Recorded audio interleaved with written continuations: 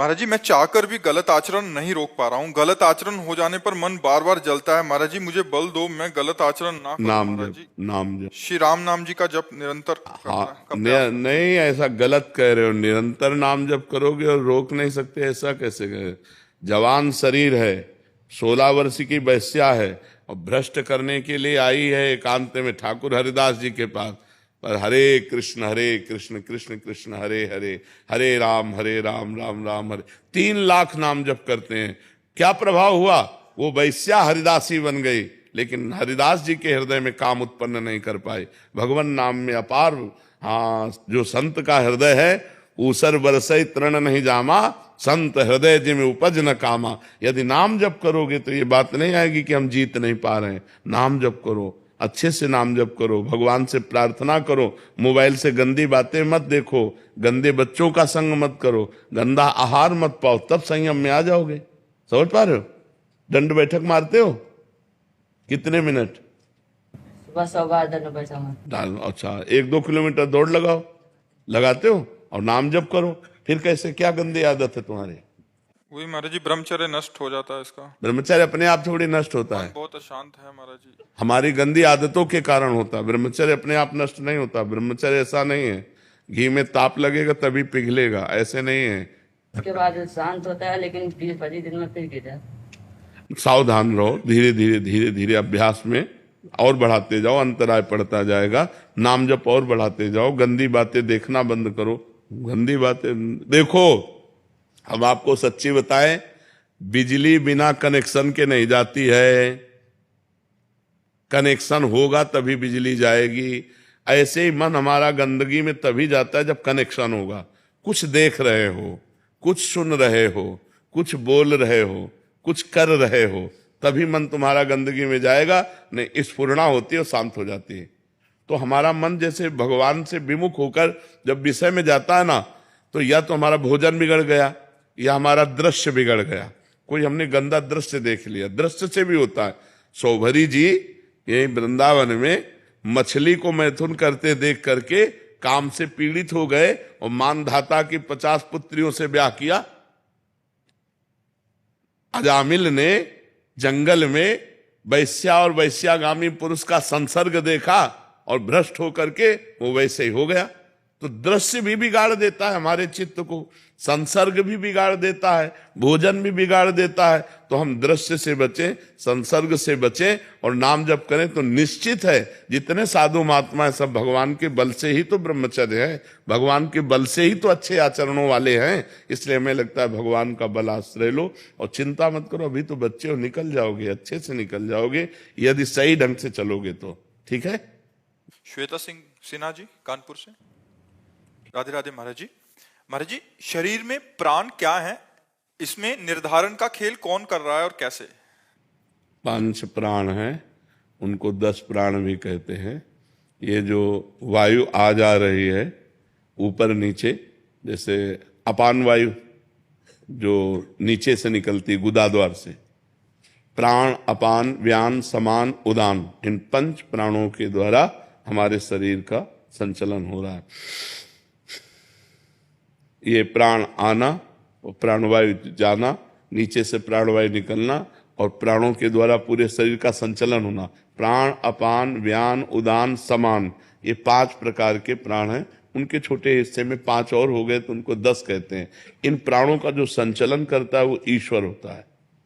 ईश्वर जो आत्म तत्व, जैसे सब यंत्र जितने भी हैं, चाहे ठंडा करें, चाहे गर्म करें, चाहे प्रकाश करें, चाहे मोटर चलावें, उनमें पावर बिजली है। ऐसे चाहे पाप करे, चाहे पुण्य करे, चाहे अच्छा हो, चाहे बुरा हो, चाहे महात्मा हो, चाहे दुरात्मा हो, सब में पावर जो बैठा हुआ है वो परमात्मा बैठा हुआ है, ईश्वर बैठा हुआ है। सबका संचालन ईश्वर कर रहा है। और ईश्वर कौन है? आप ही हैं।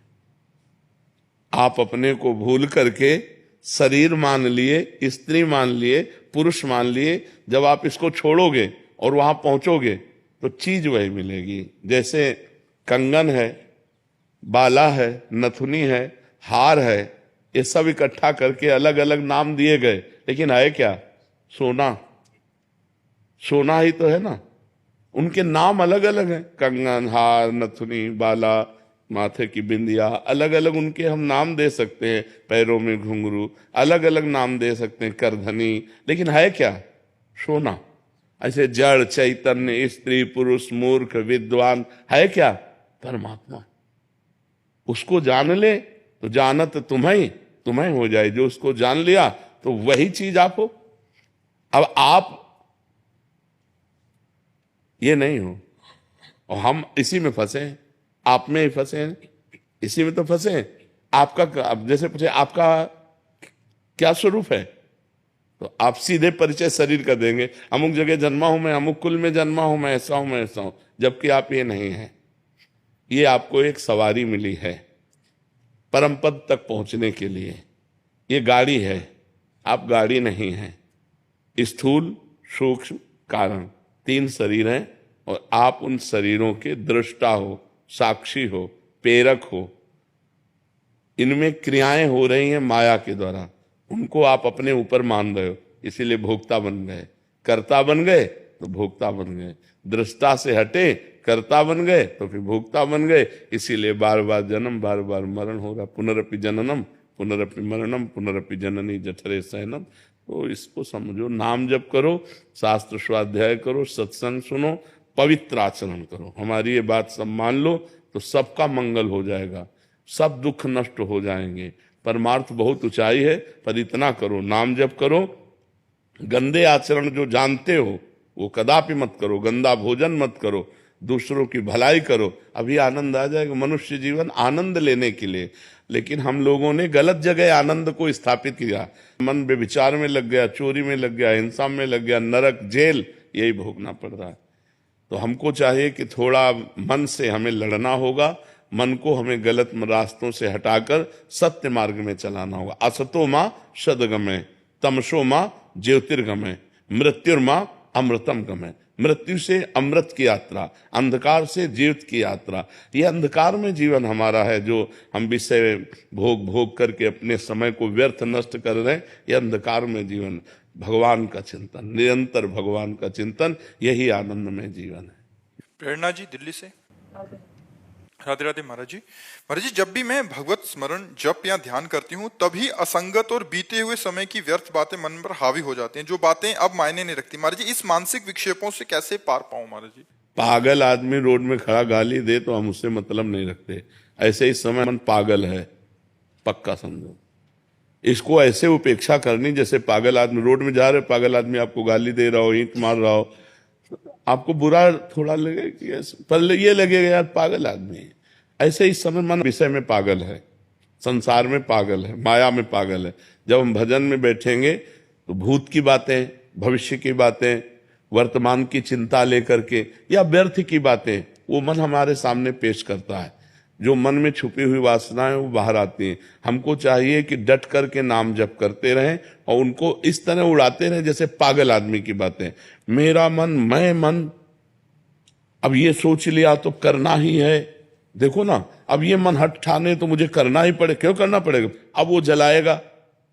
जब आप ना कहेंगे तब वो आपको ताप देगा, आपके हृदय में एक अशांति पैदा करेगा। यम ही न व्यथ्यन्ते पुरुषम पुरुषर्षभ सम दुखा सुखाधीरम स्वमृताय कल्पते। जो उसके द्वारा दी हुई व्यथा को, जलन को सह गया, वही निकल गया, वही मन को वश में कर पाया। और जो उस व्यथा से परेशान होकर जैसा मन का वैसा कर लिया, वो भ्रष्ट हो गया, वो नष्ट हो गया। तो हमको सहना है, इस पागल आदमी की बातें नहीं माननी है। हमको भजन में अपने चित्त को बार बार लगाना है। जहां से मन बार बार हमारा विषयों में जाता है, वहीं अपने ध्येय में लगाना ही साधना है।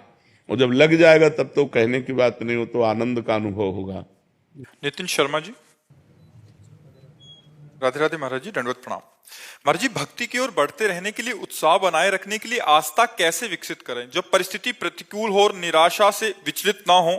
महाराज जी ऐसे देखो, प्रतिकूलता और अनुकूलता ये मन का विषय है। मन जब परमात्मा में लग जाता है तो प्रतिकूलता अनुकूलता की परवाह ही नहीं होती। जब तक प्रभु में मन नहीं लगता है तो मन ही तो प्रतिकूल और अनुकूल दुख सुख का भोगता है। और सावई मना कृष्ण पद अरविंदे हो। यदि इस मन को हम भगवान के चरणों में लगवा दें साधन के द्वारा, तो फिर प्रतिकूलता, अनुकूलता, दुख, सुख, इनकी कोई परवाह नहीं रहती। हमारा मुख्य लक्ष्य होना चाहिए हर परिस्थिति, स्थिति, घटना में हमारा मन प्रभु का चिंतन करे। और ये होता है अभ्यास योगी युक्तेन चेतसा नान्यगामिना। अभ्यास किया जाए कि हमारा चित्त, हमारा मन किसी भी परिस्थिति में भगवान का चिंतन न छोड़े। अब वो नाम है, माला है आपके यहाँ गले में, तो आप निरंतर नाम जप करो। इससे हर समय अभ्यास बनाओ नाम जप का। धीरे धीरे मन जैसे नाम जप कर रहे हैं तो उसमें स्फुरणाएं हो रही, भूत की, भविष्य की, गंदी बातों की, अच्छी बातों की, उन सब पर ध्यान न दीजिए, बस नाम चलाते रहिए। नाम के बल से जब मन पवित्र होगा, प्रभु में लगो। जहां प्रभु में लगा सो प्रभु सम है, तो समता आ जाएगी।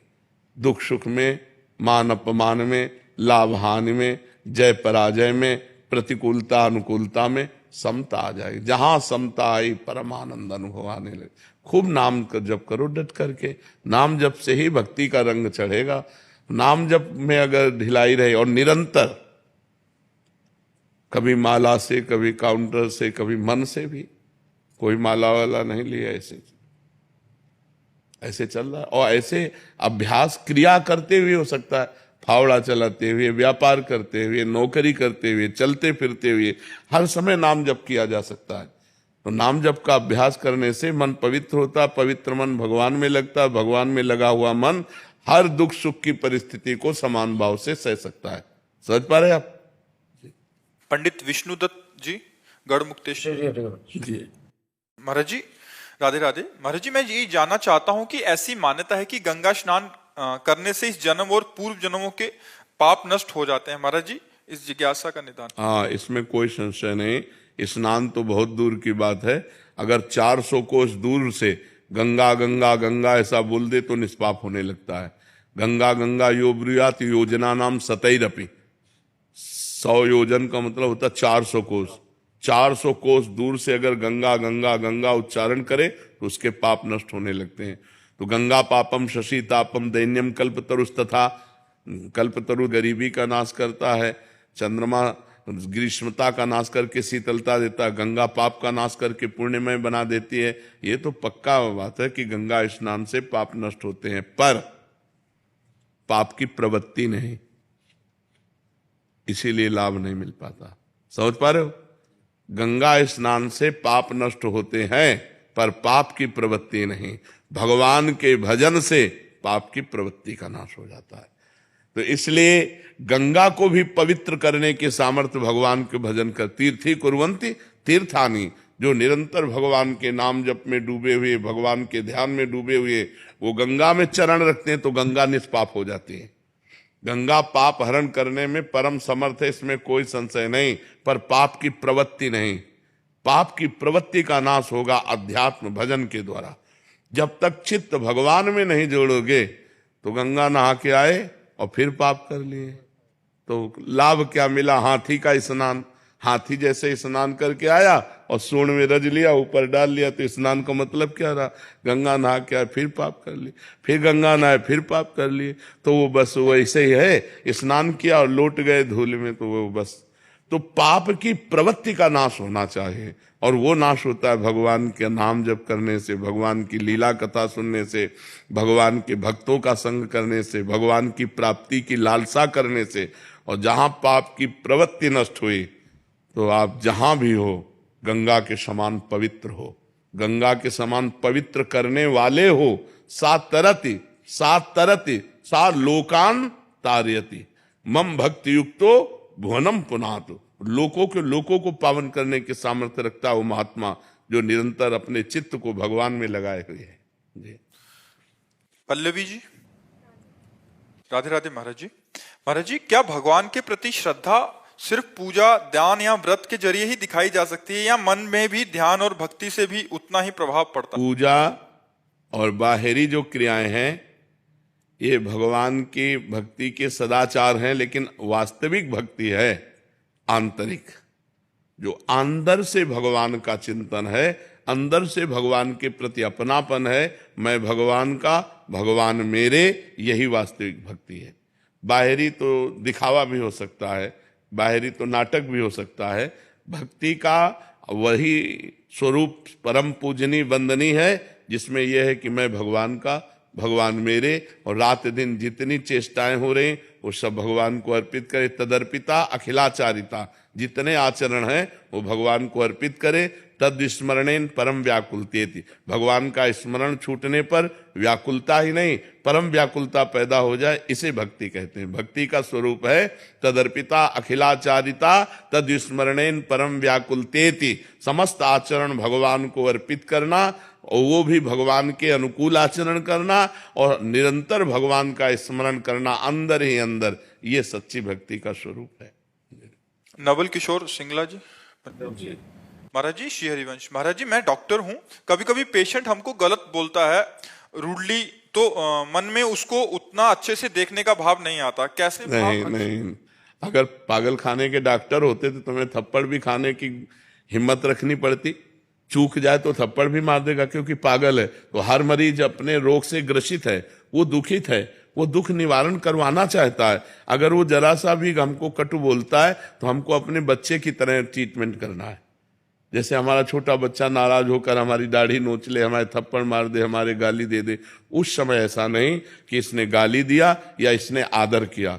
आपका कर्तव्य है कि उस मरीज के दुख का निवारण करें। वो भले आपको गाली दे, भले आपकी निंदा करे, भले आपके ऊपर थूक दे, भले आपको मारने की चेष्टा करे, और उसका ट्रीटमेंट तो ऐसे ही कीजिए जैसे एक आपका कोई आदर करने वाला हो, उसका कहते, क्योंकि वो नहीं जानता बेचारा, वो तो दुख से ग्रसित है, और दुख में पागल होकर वो आपको गाली भी दे सकता है। वो दुखी है, वो परेशान व्यक्ति है, परेशानी निवृत्ति के लिए आपकी शरण में आया है, और आप डॉक्टर हैं तो आपको चाहिए अपनी गुस्सा को अंदर दबाते हुए ठीक उपचार करना, जिससे वो स्वस्थ हो जाए। इससे भगवान की कृपा पर होगी। वो व्यक्ति क्या कृपा करेगा? कृपा तो भगवान करेंगे, तभी तो उन्नति होगी। आप, भगवान देख रहा है कि आपको उसने गाली दिया, लेकिन आपने उसके साथ व्यवहार अच्छा किया, तो आपकी इस अच्छाई पर भगवान रीझ कर आपकी उन्नति कर देंगे, लौकिक और पारलौकिक दोनों उन्नति कर देंगे। दिशांत सिंगला जी। राधे राधे। राधे राधे महाराज जी। महाराज जी, भगवान की कृपा से नौकरी अच्छी है, काम में भी खूब मन लगता है, दया और सेवा भाव भी है, पर एक प्रश्न है, क्या युवावस्था में पति पत्नी को दान और सेवा में लगाना चाहिए? हम ये पूछ रहे हैं, क्या युवावस्था में मरता नहीं है क्या कोई? हम इतना पूछ रहे हैं कि जवानी में क्या मृत्यु नहीं होती क्या? तो तुम्हारा पद जाएगा, नौकरी जाएगी तुम्हारे साथ, रुपया, पत्नी, मकान, तो खाली हाथ तो रह गए। तो हमको जब से होश हो जाए तब से नाम जप करना चाहिए, और अगर हमारे पास 4 रोटियां हैं तो 1 रोटी भूखे को देना चाहिए। मनुष्य हैं हम कोई पशु पक्षी नहीं है। अगर 4 रोटी भगवान ने हमें दी है तो 1 रोटी हम किसी भूखे को देकर, पशु पक्षी गाय मनुष्य किसी को हम 1 रोटी खवा सके, इतना हमें योग्यता होनी चाहिए, और नाम जप होना चाहिए। इसमें जवानी बुढ़ापा किसी कोई लेना देना नहीं, कभी भी हम मर सकते हैं। हमको परलोक की तैयारी करनी है, यहाँ का यही सब रह जाएगा, हमारे साथ कुछ नहीं चलेगा। तो जो चलेगा वो तो कमा ले, चलेगा दूसरे के प्रति दिया हुआ दान, चलेगा परोपकार, चलेगा भगवान नाम, चलेगा दूसरे के कष्ट में जो परोपकार किया वो तो आपके साथ। जो धन है, ये इनका कहना आगे कि जो धन है उसको अपने बच्चों के भविष्य के लिए रख दें, या कुछ हिस्सा निकालिए, 100 में 10 रुपया निकालिए, 100 में 10 रुपया निकालिए कि पशु पक्षियों को, गौ सेवा, मनुष्य सेवा, जहाँ ऐसे बीमार लोग हैं जिनके पास पैसा नहीं है, तो हम अगर 10-10 रुपया इकट्ठा करके, और अगर हम 500 रुपया 2-4 महीने में किसी मिशन में दे देते हैं तो हमारा धर्म कार्य में लग जाएगा। उसके विभाग कीजिए। मान लो 100 रुपया है तो 25 रुपया वर्तमान के भोग के लिए, और 25 रुपया बच्चों के लिए, और 25 रुपया जिस व्यापार को कर रहे हो उसको बढ़ाने के लिए, 75, अब 25 बचे, अब इसमें कुछ मनोरंजन में लगा दीजिए, कुछ दान पुण्य में लगा दीजिए। तो उसका विभाग कीजिए, धन का विभाग कीजिए। ऐसा थोड़ी कि अगर बच्चों को करोड़पति होके सुखी होना है तो तुम चवन्नी न जमा करो, करोड़पति होके सुखी हो जाएंगे, और अगर उनको फुटपाथिया बनना तो वो ऐसे आचरणों से युक्त हो गए। तो हमें लगता है बच्चों के संस्कार बनाने चाहिए, इतना प्रवीण बनाना चाहिए कि वो अपने पैरों के बल खड़े होकर के खुद कमाना सीखें। बैंक बैलेंस खास बात नहीं है, बच्चों के लिए बैंक बैलेंस खास बात नहीं, वो प्रमादी बना देगा। बच्चों को जरूरी है कि उनको इतना, भले कुछ नहीं आता तो लेबरी करो, तुम्हें कुछ नहीं आता एक साइकिल सुधारना सीखो, कुछ कर्तव्य करना सीखो। यह नहीं है कि हम रईस है, नहीं, छोटा से छोटा काम बच्चों को सिखाना चाहिए कि कल की परिस्थिति यदि ऐसी आवे तो तुम प्रवीण होकर भोजन पा सको। बैंक बैलेंस के सहारे तुम प्रमादी या अभिमानी मत बनो। कुछ हिस्सा पिता ने जैसे हमको प्रॉपर्टी दी है ऐसे हम अपने बच्चों को दें, हमारा कर्तव्य है। ऐसे वो बात तो ठीक है, लेकिन बच्चों की यदि उन्नति चाहते हो तो संस्कार उनमें बनाओ, उनमें आध्यात्मिक संस्कार बनाओ, उनमें मानवता भरो, उनमें सद्गुण भरो, तभी वो सुखी रहेंगे। नहीं तो देखो, एक गलती की आजीवन जेल, क्या करेगा तुम्हारा बैंक बैलेंस? बच्चे ने एक गलती कर दी, आजीवन कारावास, अब तुम्हारा बैंक बैलेंस, तुम्हारी पढ़ाई लिखाई सब करवाई बेकार हो गई ना। उनमें संस्कार भरो, उनमें सद्गुण भरो, उनमें परोपकार की भावना बनाओ, जिससे वो हिंसा, व्यभिचार, व्यसन से मुक्त होकर वो अब मंगलमय जीवन जिए। पलक अरोड़ा जी दिल्ली से। जय श्री राधे। महाराज जी आपके चरणों में कोटि कोटि प्रणाम। महाराज जी एक समस्या है, शुरुआत में नाम जप का आनंद मिल रहा था और भाव में रोना भी आता था। कुछ समय से नाम कम होने लग गया है और मन भोगों की तरफ आकर्षित होता है। निर्णय नहीं ले पा रहा हूं कि कोई अपराध बन गया है या बैटरी डाउन हो गई है। महाराज जी मेरा मार्गदर्शन। ऐसा नहीं होता, 3 गुणों का प्रभाव है। जब सतोगुण की वृद्धि होती है तो भजन में रुचि होती है, जब रजोगुण की वृद्धि होती है तब भोगों में रुचि होती है, जब तमोगुण की वृद्धि होती है तो निद्रा, आलस्य, प्रमाद की रुचि होती है। तो इस समय आपका खान पान, व्यवहार, मिलना जुलना, रजोगुण अधिक हो गया, सतोगुण दब गया, तो रजोगुण की वृत्ति भोग प्रवृत्ति, भोगों की तरफ प्रवृत्ति जाना, भजन में रुचि न रहना, बाहरी बहिर्मुख बने रहना, ये रजोगुण का लक्षण है। तो सतोगुण में आओ, बाजार की चीजें खाना बंद करो, जो बाजार के भोजन बने हुए हैं उनको पाना बंद करो, रजोगुणी टीवी दृश्य देखना बंद करो, रजोगुणी लोगों से मिलना, तो नाम जप करते हुए उनमें भगवत भावना करते हुए, तो हम सतोगुण का पहले संग्रह करें, तो सतोगुण से फिर हम त्रिगुणातीत हो सकते हैं। पहले सतोगुण के द्वारा रजोगुण तमोगुण का त्याग करें, और जब निरंतर सतोगुण में स्थिति बनी रहेगी तो फिर हम सतोगुण के द्वारा त्रिगुणातीत हों। भगवदा आनंद, एक रस आनंद त्रिगुणातीत होता है। समाधि त्रिगुणातीत पुरुष की लगती है। पहले हम अपने मन को बार बार बार बार रजोगुण से जो विक्षिप्त हो रहा है उसको बचाए, रजोगुण से बचाए। सात्विक, अल्पाहार, अर्दच्छा लाभ संतुष्टो, द्वंद्वातीतो विमत्सरा, जैसी भी स्थिति उसमें हम संतुष्ट हैं।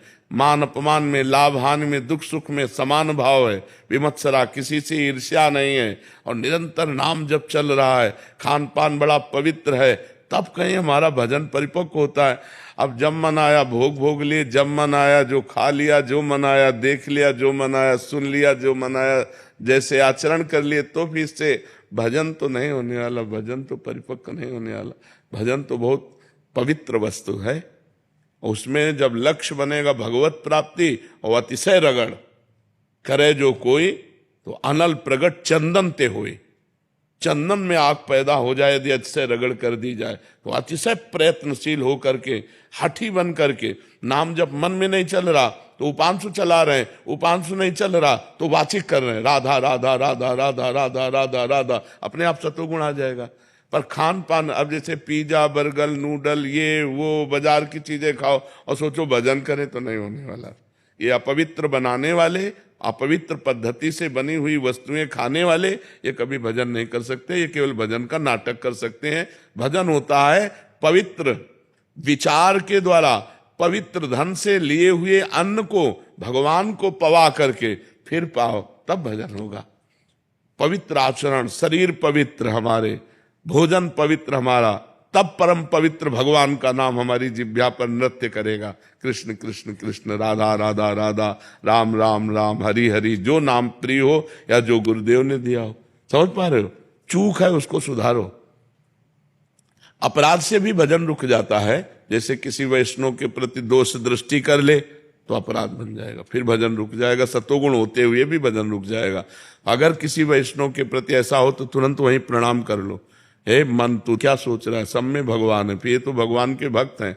मोरे मन प्रभुवस विश्वासा, राम ते अधिक राम करदासा। हे भगवान आपकी जय हो। हे संत भगवान, मेरे से जो मन से गलती पड़ी हो क्षमा करो। तुरंत खत्म। वैष्णव अपराध अगर वाणी से निंदा कर दो तब तो फिर उनसे जाके क्षमा मांगनी पड़ेगी। तो वैष्णव अपराध ना हुआ हो तो सतोगुण का संग्रह करो, भजन बढ़ना प्रारंभ हो जाएगा। और वाणी से तो नहीं होता भाई, पर अंदर ही अंदर ना भाई ऐसा कुछ हो जाता तो भाई मैं खुद को अंदर से वैसे मतलब टोकता रहता हूँ कि हाँ ऐसा नहीं है। और क्योंकि देखो सब में भगवान है तो पक्की बात है। बाहरी आचरण किसी के रजोगुणी, किसी के सतोगुणी, किसी की तमोगुणी, इन क्रियाओं को हम नहीं देखते, कारण तत्व को देखते हैं। जो साधक होता है वो क्रियाओं को नहीं देखता, वो कारण को देखता है। और कारण भगवान है, सबके परम कारण भगवान है। तो हम सबको भगवान को देखें, क्रियाओं को क्या देखें। क्रियाएं देखेंगे तो कहीं मलिन है, कहीं उत्तम है, कहीं अधम है। यही तो प्रकृति का खेल है। कहीं त्रिगुणात्मक माया के द्वारा क्रियाओं से हम व्यक्ति की पहचान नहीं कर सकते। हम उसके व्यक्तित्व के अंदर जो बैठा हुआ परमात्मा उसको देखना चाहते हैं। साधक उसको देखता है, नहीं तो ये क्रियाएं तो ऐसी होती रहेंगी। विद्या विनय संपन्ने ब्राह्मणे गविहस्तिनी स्वनीचय सुपाके चा पंडिता सम दर्शिना। जो सब में भगवान को देखता है वही ज्ञानी है। तो इसलिए सावधान होकर के चलो और भजन बढ़ाओ। मानसिक नहीं चला तो उपांश लाओ, उपांश नहीं तो वाचिक लाओ। मंत्र केवल वाचिक नहीं कहा जाता, नाम तो निरंतर जपा जा सकता है। तो खूब नाम जप करो जी। प्रवीण कुमार जी पलवल से। महाराज जी आपके चरणों में कोटि कोटि प्रणाम। महाराज जी आप कहते हैं पहले भगवान को खिलाओ फिर खाओ, लेकिन महाराज जी मेरे मन में ये भाव आता है कि मैं तुच्छ प्राणी भगवान को क्या खिला सकता हूँ, भगवान ही मेरे को खिला रहे हैं। हम आपको उदाहरण देते हैं। आपके बेटा है कहे? दो बेटा, दोनों को लाके एक एक सेव दिया आपने लाके दिया। एक बेटा खाने लगा और दूसरा दौड़ के आया और तुम्हारी गोद में चढ़ के कहा पापा पाओ। कैसा लगेगा आपको? कैसा लगेगा आपको? आप उत्तर दीजिए। आपका हृदय भर जाएगा नहीं? और आप उसके हाथ से सेव लेकर अपने हाथ से पवाएंगे और दुलार करेंगे। क्यों?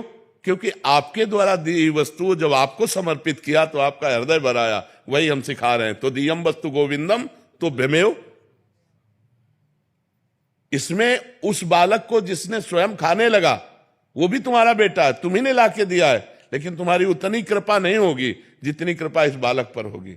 यार इतना छोटा सा बालक और दौड़कर हमारी गोद में आकर हमको पवाने लगा, मतलब तुम्हारा हृदय न्यौछावर हो जाएगा कि नहीं? वही हम कर रहे हैं कि भगवान का हृदय तुम पर न्यौछावर हो जाए। तो भगवान के द्वारा दी हुई वस्तु भगवान को प्यार से पवाओ तो तुम्हारे ऊपर न्यौछावर हो जाएंगे। बात समझ में आ रही कि नहीं जी? सुधा शास्त्री जी हापुड़। राधे राधे महाराज जी आपके चरणों में कोटि कोटि प्रणाम। महाराज जी आप कह रहे हैं कि आप 65 वर्ष के हो गए हैं, बचपन से इतना जब तब गायत्री अनुष्ठान आज तक हर रोज करते आई हूँ। मेरे पुत्र की आयु 40 वर्ष है, मानसिक विकलांग है और उसको छोड़ के मैं कहीं जा नहीं सकती। तो महाराज जी क्या मेरे जीवन भर का जब तब मेरे पुत्र का कुछ भला होगा, उसके खाते में मेरे द्वारा किया गया जब तब जमा कर सकती हूँ? हाँ, यदि आप ऐसा करोगी तो हो जाएगा। अपने पुत्र को दे दीजिए तो पुत्र के पास पहुंच जाएगा। उसकी प्रक्रिया है, पहले श्री कृष्णार्पणमस्तु करो, पहले सरकारी बैंक में जमा करो।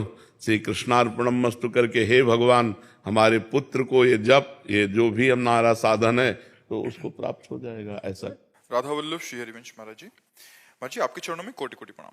महाराज जी कर्म योगी, स्थित प्रज्ञ और प्रेम लक्षणा भक्ति में क्या संबंध है? क्या तीनों एक साथ संभव है? कर्म योगी, स्थित प्रज्ञ और प्रेम लक्षणा भक्ति, इन तीनों में क्या कोई संबंध है? क्या एक साथ संभव है? नहीं। स्थित प्रज्ञ सिद्ध पुरुष है जो सबसे परे पहुंच चुका है। स्थित प्रज्ञ का मतलब समझते हो? सिद्ध पुरुष जो भगवदाकार वृत्ति को प्राप्त हो चुका है। और उसके लिए कोई कर्म नहीं है और उसके लिए कोई कर्तव्य नहीं है। जो हो रहा है वो हो रहा है प्रकृति में, उसके शरीर के द्वारा उसका शरीर से कोई संबंध नहीं रहता। जो स्थित प्रज्ञ है वो निरंतर भगवदाकार वृत्ति में जो डूबा हुआ है, जो संसार की स्मृति से रहित हो चुका है, उसे स्थित प्रज्ञ कहते हैं।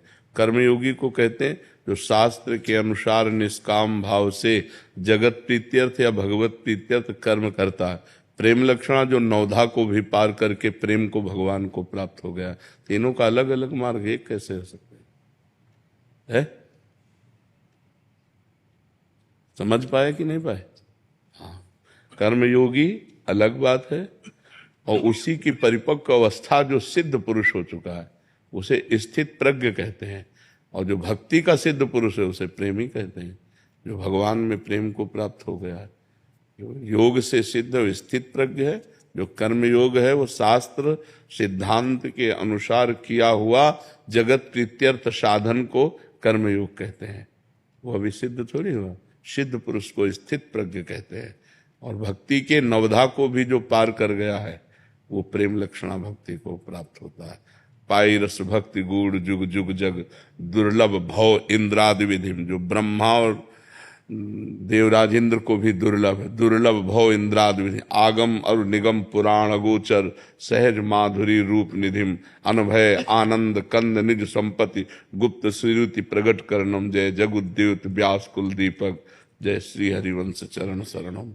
प्रेम एक अमोघ वस्तु, स्थित प्रज्ञ सिद्ध पुरुष, कर्मयोग साधन, कर्मयोग साधन, स्थित प्रज्ञ सिद्ध पुरुष, प्रेम योग अपार प्रेम भगवान से। समझ पा रहे हो? हाँ, भजन करोगे तब समझ पाओगे, ऐसे प्रश्न करने मात्र से थोड़ी बात बनेगी। अब ब्रह्मचर्य रहो, चाहे गृहस्थ में हो चाहे विरक्त में, उचित ब्रह्मचर्य रहना चाहिए, तभी परमार्थ की बात समझ में आएगी। व्यभिचारी पुरुष परमार्थ का अधिकारी नहीं होता। जो मूढ़ पुरुष होता है, भोगी पुरुष होता है, वो उसकी पशुवत बुद्धि होती है, वो अध्यात्म को ग्रहण करने की योग्यता खो देता है। जो भोगेश्वर प्रसक्ता नाम तया प्रहत चेतसाम व्यवसायत्मिका बुद्धि समाधौ न विधीयते, जिसकी चित्त वृत्ति अपरहित हो गई है भोग और ऐश्वर्य में, वो भगवत प्राप्ति का संकल्प भी नहीं कर सकता। ये भगवान बोल रहे हैं जो रचना करते हैं सबकी। भोगेश्वर प्रसक्ता नाम तया प्रहत चेतसाम व्यवसायत्मिका बुद्धि समाधौ न विधीयते। तो हमें लगता है अगर हम ककहरा से चलें तो ज्ञान में पहुंचने में देर नहीं लगेगी। बहुत घटिया स्थिति का हमारा जो मन है उसको हमको स्थित प्रज्ञ तक ले जाने के लिए साधन में लगाना पड़ेगा, केवल बात करने से थोड़ी दूर होगा। तो इसलिए हमें ककहरा से चालू करना चाहिए, तो हम ज्ञान तक सही में पहुंच जाएंगे। हमारा अधिकार है, जितनी भी स्थितियां हैं मनुष्य योनि को ही प्राप्त करने के लिए लिखी हैं। हम साधन पक्ष में चलें, और बहुत बढ़िया है कि आप अध्यात्म में रुचि रखते हैं, पर साधन पक्ष को पुष्ट कीजिए। नाम जप करो और ब्रह्मचर्य से रहो जब तक ब्याह हो तो फिर उचित ब्रह्मचर्य का खंडन करना चाहिए। ब्रह्मचर्य एक अमोघ शक्ति है, वीर शक्ति ही भगवान के मार्ग में, संसार के मार्ग में जहाँ जिधर चाहे उधर उसको महाबलशाली बनाती है। अंदर से आत्मबल ब्रह्मचर्य बल है, और आज सब बेविचार बल में उतर चुके हैं। ब्रह्मचर्य की तो धज्जियां ऐसी तैसी कर रहे हैं, चाहे वो बच्चा हो चाहे वो बच्ची हो, केवल खिलवाड़ मनोरंजन के द्वारा ब्रह्मचर्य का नाश। कैसे अध्यात्म के, कौन अध्यात्म में चलना चाहता है? सब नाना प्रकार की वासनाओं के बसीभूत होकर के व्यभिचार, व्यसन, हिंसा, चोरी, मनमानी आचरण में उतरे हुए। अध्यात्म बहुत पवित्र मार्ग है जिसमें इंद्रियों का दमन, मन का दमन करके फिर सच्चिदानंद स्वसुख में वर्णन किया। ये सब नरक के हेतु हैं, अध्यात्म परम पद में पहुंचाने वाला है। तो हमें बहुत सावधानी से चलना चाहिए। ठीक है। हरिदास जी महाराज बरसाना से, राधे राधे महाराज जी। महाराज जी दंडवत प्रणाम। महाराज जी, लाडली जी के लिए खूब रोना तड़फना आए, इसके लिए कैसे कृपा होगी? सेवा बन जाए। लाडली जी की सेवा में अगर हमें कहीं सौभाग्य मिले, या घर में सेवा विराजमान करें, सेवा से जो प्रीति होती है, और प्रीति से रोना आता है, तड़पना आता है, तो अगर हम श्री जी के श्रीअंग सेवा प्रकट, श्री विग्रह सेवा प्राप्त कर ले, और वो भी निष्ठा पूर्वक, जैसे जयमल जी निष्ठा पूर्वक ठाकुर सेवा करते थे, सेवा में विघ्न न पड़ जाए, इसलिए उन्होंने नियम लागू कर दिया था कि 10 घड़ी जिस समय में सेवा में जाऊंगा, अगर उस समय किसी ने किसी भी तरह की सूचना दी तो उसे जान से मार दिया जाएगा। 10 घड़ी, 1 घड़ी 24 मिनट, तो 10 घड़ी 4 घंटा, 4 घंटा होते हैं। 4 घंटा वो ऐसी सेवा करते थे कि कोई भी उनको सूचना भी नहीं दे सकता था, इतनी सेवा में संलग्नता। अब जहां प्रवेश हुए ठाकुर जी का पट बंद किया और वही स्नान श्रृंगार 4 घंटे पूरी तन्मयता पूर्वक सेवा करते, साष्टांग दंडवत करते, और जब बाहर निकलते तब कोई बात कर सकता था। ये माडोर एक राजा, माडोर का राजा था, उनका भाई था, उसके मन में आया कि 4 घंटे कोई सूचना दे नहीं सकता और 4 घंटे में हम विजय प्राप्त कर लेते हैं। तो उसने आसो पास जो है जयमल जी की राजधानी को घेर लिया। अब जब ये सूचना पहुंची तो अब किसी की हिम्मत नहीं कि सेवा में वो हैं और जाए, क्योंकि मार डाला जाएगा। तो सबने कि युद्ध करने में तो हम समर्थ है, पर बिना राज आज्ञा के युद्ध कैसे प्रारंभ हो। और जयमल जी का नियम था 4 घंटे कोई सूचना नहीं दे सकता, नहीं तो मारा जाएगा। तो ये हुआ, राजमाता से प्रार्थना की कि आपको नहीं मारेंगे, जो जयमल जी की माँ थी, आप जाके केवल आज्ञा भर ले आओ। तो वो गई और उन्होंने कहा शत्रु पक्ष ने चारों तरफ से राजधानी को घेर लिया है, आप आज्ञा दीजिए क्या किया जाए। तो उनका राम जो करेंगे वो सब भली होगी। पीछे मुड़कर नहीं देखा, सेवा नहीं रोकी और कहा जो राम करेंगे वो भली ही होगी, भगवान जो करेंगे वो भली ही होगी, जाओ। वो वापस चली गई, तो आज्ञा तो हुई नहीं। तो भगवान ने जब देखा कि मेरे आश्रित इतना मेरी सेवा में संलग्नता, तो स्वयं भगवान राजपूत सिपाही का वेश धर करके जयमल जी के घोड़े पर चढ़े और जाकर के युद्ध किया, सबको मूर्छित कर दिया, घायल कर दिया, मारा एक को भी नहीं, सब मूर्छित हो गए बाणों की वर्षा से, सब। अब जयमल जी जब 4 घंटा अपनी सेवा करके निकले, तब उन्होंने कहा हमारा घोड़ा लाओ, मैं अभी शत्रु पक्ष को उत्तर देता हूं। तो घोड़ा हाँफ रहा था और पसीना से लथपथ था। तो उनका ऐसा लग रहा है ये तो बहुत युद्ध करके आ रहा है, ये घोड़ा हाँफ क्यों रहा है हमारा। किसी ने कहा इसका तो कोई पता नहीं, पसीना पसीना घोड़ा। तो दूसरा घोड़ा, राज घोड़े तो बहुत होते हैं, दूसरा घोड़ा मंगाया, और जब वहां गए तो सब मूर्छित पड़े।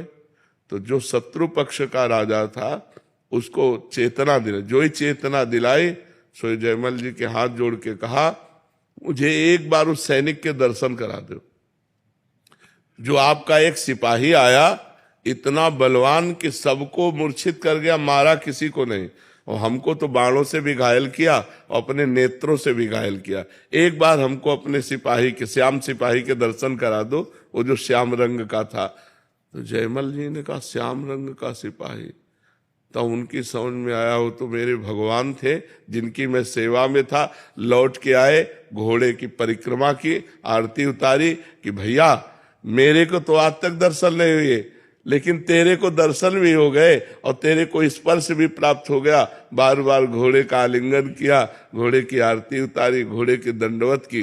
तो जब हम भगवान की सेवा में इस तरह तन्मय होते हैं कि हमें कुछ भी हो जाए, हम सेवा से नहीं निकल सकते, तब हमें प्रीति हो जाती है और फिर भगवान बाहर ले लेते हैं। अभी मान लो अगर निष्ठा ना होती तो सूचना हो मिलते कि शत्रु पक्ष ने घेर लिया है, तो सेवा छोड़कर युद्ध के लिए, तो फिर यह घटना थोड़ी घटती। इतनी सेवा में तन्मयता हो कि किसी भी तरह से हम सेवा में विक्षेप न सहे, और लाडली जी से हम तो प्रीति हो जाएगी। फिर जिससे प्रीति हो जाती है उससे प्रगट में मिलने का मन होता है कि एक बार प्रगट में मिले। फिर तड़पना, रोना, सिसकना, यही उसको जीने का रास्ता मिलता है। जो भगवत प्रेमी होता है वो तड़पना, सिसकना, रोना। या तो हम सेवा पर विशेष ध्यान दें। हमारी श्री जी राई की सेवा को मेरु के समान समझती, तो फूल सेवा, श्रृंगार सेवा, पोछा सेवा, सोहनी सेवा। जैसे आप बरसाना में विराजते हैं तो लाडली जी के महल में कुछ न कुछ सेवा लिए, प्रगट में श्री जी ठाकुर जी विराज, घर पे विराज। हाँ, तो फिर उनकी सेवा करो खूब। सेवा में, सेवा से ही प्रीति होती है और प्रीति में ही तड़पना, रोना होता है। सेवा पहले श्री जी लाडली जी का अनुभव होते थे, अब कुछ दिनों से अनुभव हमारे होता है। तो देखो खान पान तो नहीं बिगड़ गया, कोई रसिकों का अपराध मानसिक तो नहीं बन गया। नहीं तो ये तो प्रतिक्षण वर्धमानम, प्रतिक्षण वर्धमान माने बढ़ना चाहिए। ये रुक क्यों गया, घट क्यों गया? तो दो ही कारण होते हैं। एकदम रुक जाना तो किसी रसिक के प्रति हे भाव भी हो गया तो रुक जाएगा। जैसे हरिराम व्यास जी के हृदय में एक बार कबीर दास जी के प्रति भाव आया कि तो निर्गुणिया संत हैं, निर्गुण निराकार भगवान की उपासना करते हैं, ये निकुंज प्रेम रस ऐसा। तो हरिराम व्यास जी के हृदय की लीला रुक गई जो प्रभु की चलती थी। तब हरिवंश महाप्रभु से कहा, तो हरिवंश महाप्रभु ने कहा भगवान के किसी लाड़िले का अपराध बन गया, तो उनका ऐसा तो हम क्यों वैष्णव अपराध करेंगे, तो उनका ध्यान कर, तो उनका कबीर दास जी के प्रति ऐसा कहा, तो बोले यही अपराध बन गया। तो अब कबीर दास जी को रिझाओ, तो यमुना किनारे फिर कली में साचो भक्त कबीर ऐसे पद की रचना करके गायन किया, तो यमुना जी की धारा से कबीर दास जी प्रकट हुए। वो कबीर दास जी ने कहा कि भगवान अलग अलग संतों को अपने नाम रूप लीला धाम का प्रचार प्रसार करने के लिए भेजते हैं। इसका मतलब ये थोड़ी है कि भगवान उसको रस से वंचित कर देते हैं, सब रस का अधिकारी भक्त होता है, तब वो समझे। तो कहीं किसी संत भक्त वैष्णव के प्रति थोड़ी हमारी मलिन बुद्धि हो जाएगी तो फिर हमारा जो है भाव रुक जाएगा, फिर हमारे चिंतन में कमी आ जाएगी। महाराज जी, भौतिक जीवन में समाज में हमारे विचार सामने वाले के प्रति अच्छे होने पर भी कभी कभी सामने वाले के भाव हमारे प्रति गलत होते हैं। तो क्या हमें फर्क पड़ता है? हमें क्या फर्क पड़ता है? गलत और अच्छे की पहचान करने में कभी कभी गलती हो जाती है और उसके भाव हमारे प्रति गलत हैं, ये समझ बाद में आती नहीं, हमें कोई फर्क नहीं पड़ता। तेरे विचार गलत हो तो हो, हमारे विचार तेरे लिए अच्छे हैं ना, फिर हमारे कोई फर्क की बात नहीं। हमारे द्वारा गलती नहीं होनी चाहिए, इसके बाद कोई गलत करता है तो मेरे रक्षक भगवान हैं, मेरा कोई बाल बांका नहीं कर सकता है। अब हमने आपके प्रति अच्छा बर्ताव किया, आप हमारे प्रति बुरा बर्ताव कर रहे हैं, तो हमें आपके प्रति शिकायत नहीं, मेरा कोई कर्म है जिसका परिणाम मुझे भोगना है, आपको निमित्त बना करके वो कर्म हमारे ऊपर लागू हो रहा है, हम आपको कभी दोषी नहीं ठहराएंगे। ये परमार्थ है, अध्यात्म है। हाँ, आपका स्त्री शरीर है, स्त्री शरीर में यदि कोई किसी भी तरह की काम जनित हरकत करता है तो उसको बर्दाश्त करने की जरूरत नहीं है। हमारे सरकारी कानून हैं, उन कानूनों का सहारा लीजिए और बचिए। पहली हरकत में ही उसको दंड देने का विधान कीजिए, दूसरा कदम बढ़ाने की कोशिश ना होने पावे। ये अध्यात्म को समझिए। अध्यात्म का आंतरिक विषय अलग है और बाह्य विषय अलग है। व्यवहार का विषय, जैसे आपका स्त्री शरीर है और आपको कोई छेड़ रहा है, आप कह दो क्षमा, तो दूसरी बार पकड़ लेगा वो आपको। और कानून इस समय भारत की स्त्रियों के प्रति बहुत सपोर्ट में है, बहुत सपोर्ट में है। बहुत सुंदर सुंदर कानून बने, दुरुपयोग न करे।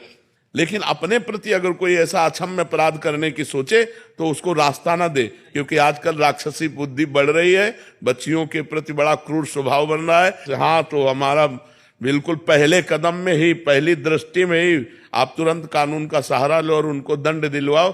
ये ऐसे लोग क्षमा के पात्र नहीं होते। एक डर सा बन जाता है महाराज जी कि हमारे परिवार को कोई विक्षेप ना कर दे या ऐसा। जो होगा देखा जाएगा। भगवान है, सबके सोचने मात्र से थोड़ी हो जाता है। अगर नाश लिखा होगा तो नाश हो जाएगा। ऐसे कैसे तुम नाश करोगे? तुम ब्रह्मा हो क्या? तुम भगवान हो क्या? देखेंगे हम। बिल्कुल डरपोक नहीं बनना चाहिए, बिल्कुल हिम्मत रखना चाहिए। देखेंगे अगर हम ऐसे हो, देखो बिल्कुल बिल्कुल फिट तैयार रहना चाहिए। मरना जिस दिन है उसी दिन मरेंगे, लेकिन इसके बीच में तुम हमको हस्तक्षेप करोगे, बिल्कुल कड़क रहना चाहिए। और अगर ये जरा भी इस तरह का कि एक दो लोग है हस्तक्षेप कर रहे हैं तो किसी तरह बचकर निकलना चाहिए और इसके बाद फिर सरकारी सहयोग लेकर के अपने बचाव पक्ष को रखना चाहिए। ये समाज अब ऐसा नहीं क्षमा करने लायक। अब नए नए बच्चे बहुत उद्दंड होते चले जा रहे हैं, बहुत उद्दंड, नशा करने लगे हैं, गंदी बातें देखते हैं मोबाइल में और उसी का प्रयोग प्रैक्टिकल करना चाहते हैं। तो गंदे गंदे आचरण, गंदी गंदी बातें हो रही, तो हम बहनों से प्रार्थना करते हैं बिल्कुल क्षमा मत करो। जी एक समाधान और दे दीजिए महाराज जी, हमसे गलती हो गई और सामने वाला हमें बहुत ब्लैकमेल कर रहा है और फिर गलती पे गलती बन रही है, ऐसी स्थिति में हम डिप्रेशन में बिल्कुल ब्लैकमेल नहीं होना चाहिए। अगर हमसे गलती हो गई तो एक बार गलती हो गई, माना कि तेरे साथ एक बार गलती हो गई तो ये थोड़ी मम्मी जाने, पापा जाने, विश्व जाने, तो बार बार थोड़ी हम ब्लैकमेल होते रहेंगे। एक बार हमसे त्रुटि हो गई, एक बार गलती हो गई, दबना नहीं चाहिए कि एक बार हमसे गलती होगी, हम भेद खुल जाएगा। महाराज जी, मेरी 17 साल की बेटी है जी, वो जैसे एक्टिवा पे जाती है, वो मुझे घर आके बोलती है मम्मा पापा की उम्र के हाँ भी ऐसे गलत बिल्कुल बिल्कुल बिल्कुल बिल्कुल बिल्कुल नहीं। आजकल उम्र उम्र कने सबकी बुद्धि भ्रष्ट है, जो भगवान से बिलग है, जो धर्म से बिलग है, जो अध्यात्म से बिलग है, भरोसे लायक नहीं 80 वर्ष का भी। इसलिए आज का जो समय है, अध्यात्म से जो जुड़ा नहीं है, जो अध्यात्म से जुड़ा नहीं, अध्यात्म से जुड़ा है तो देखो ये बच्चा है, ये रो के कह रहा मेरे से गलती गंदी बातें अंदर आती। अध्यात्म से जुड़ा तो सभा में छोटा बच्चा है, कह रहा मेरे अंदर गंदी बातें आती है, और अध्यात्म से ना जुड़ा हो तो इतनी बात कैसे कह सकता है। अध्यात्म के बिना जुड़े पशुता नहीं जाती, आसुरी प्रवृत्ति नहीं जाती।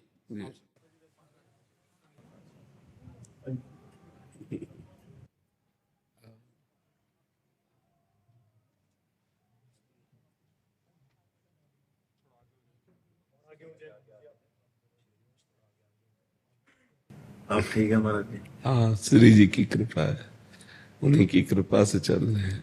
बहुत कुछ जिंदगी में चेंज कर लिया महाराज जी। हाँ, और आपका प्रवचन सुन के, संत जनों के साथ चल के, और बहुत चीजों को पूरे परिवार में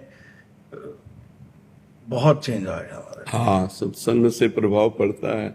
और ठाकुर जी की, राधा रानी की इतनी कृपा है कि अब लगता है कि बस कैसे ऐसा कोई ऐसा कार्य करूं कि और राधा नाम बढ़ाएं हम। हाँ। और भगवान का नाम लोगों में, हाँ ये बहुत उत्तम बात रहेगी कि जो नौजवान भाई हैं, जो अध्यात्म से विमुख हैं और रजोगुण में बढ़ रहे हैं, आधुनिकता में बढ़ रहे हैं, जो संसारिकता में बढ़ रहे हैं, उनको संसारिकता की हवा से मोड़कर थोड़ा राधा नाम की तरफ लाया जाए, अध्यात्म की तरफ लाया जाए तो ज्यादा अच्छा रहेगा। क्योंकि अब देखो जो नौजवान भाई हैं वो व्यसन में, व्यभिचार में, गंदे आचरणों में प्रवृत्त हो रहे हैं। तो अगर उनके अंदर आध्यात्मिकता का थोड़ा भी बीज बो दिया जाए तो सुधार हो सकता है। नहीं तो ये आसुरी प्रवृत्ति उनका जीवन बर्बाद कर रही, औरों का जीवन बर्बाद कर रही। अब अगर संयम नहीं है तो फिर कितनी दुर्दशा है जीव की। एक गलती आजीवन कारावास, एक छोटी सी गलती पूरा मुंह में कालिक पुत जाना। तो अगर थोड़ा अध्यात्म है तो संयम के द्वारा वो अपने आप को संभाल सकता है। तो ये आप समाज में जाते हैं, समाज में मिलते हैं, तो आप जो बोलोगे वो 4 नौजवानों पर प्रभाव पड़ेगा। जैसे आप आए हैं तो 4 नौजवानों पर इस बात का प्रभाव पड़ता है। तो जैसे ये सब, तो ये देख करके हजारों नौजवान जिनकी अश्रद्धा थी संत महात्माओं पर, वो भी लाइन पे आ रहे हैं, वो भी जुड़ रहे हैं। तो हमें लगता है कि नए यूथ को जोड़ना चाहिए जिससे हमारे भारत का भविष्य अच्छा हो। क्योंकि नौजवान गंदी बगंदी बातें करके जेल में भर रहे हैं, ऐसे अशुद्ध आचरण कर रहे हैं। तो उनका कुछ ऐसे हैं कि अपने नशे में, ड्रग्स आदि के मत वाले हैं, तो उनको नशा छुड़ाएं, उनको व्यभिचार मुक्त करें, उनको थोड़ा आनंद प्रदान करें आध्यात्मिक, तो वो आगे बढ़ें।